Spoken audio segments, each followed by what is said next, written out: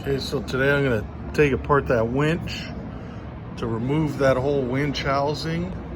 I've got to first release this cable, get it out of there, which means I got to pull that pin out. You can see it's just got a little pin there. Pull this out and then push that out, and that'll release the pin. And you can tell this thing's had some hard pulls in its life. If it did that, that was a hard side pull. So we're gonna take all that apart and remove it, and we're gonna remove that winch. We took the winch cable out, we put air to it, free spooled it, activated that valve, which is good. It doesn't leak, no issues. I'm gonna take that pin off, pull that big pin out, and then you got to take all these bolts off, and then the winch should come up. Okay, got the winch unbolted. I got to take that fitting off right there. Then there's another fitting right there. So there's one in and one out for the hydraulic motor that controls that chain, that controls the winch spool. Okay, here we go. I got this Tulsa winch off. So it's a 20297. I don't know if that's the model number or if that's the serial number to it or what, but that's the winch. We got it off. Look at that.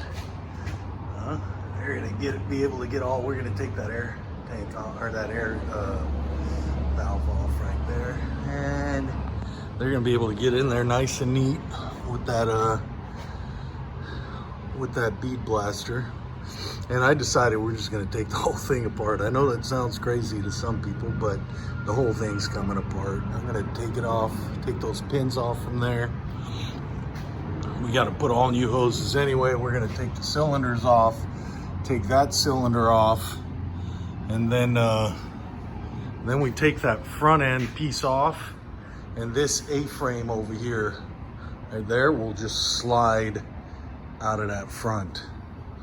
So, but before we do that, the first thing we got to do is take apart this T-bar right here. So I'm going to try to play with that today. I don't know if I'll have time. I got to go to work tomorrow, do a tow up to Bellingham, Washington, if everything goes okay and if the customer still wants it. But we got to take that whole T-bar apart because there's parts inside that we're going to buy and rebuild it. Have that bead blasted separately, that whole unit. And then after we take that T-bar apart, we're gonna support that top leg and then take that pin out and then remove that whole bottom leg out. A big job. This is gonna be all winter project, maybe more, we'll see.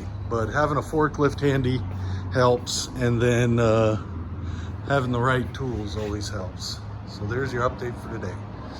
The winch is out, and we may just clean it, reuse it, or we may service it, reuse it, or we may go the extra step and maybe send it out to get it rebuilt and then reuse it. We'll see.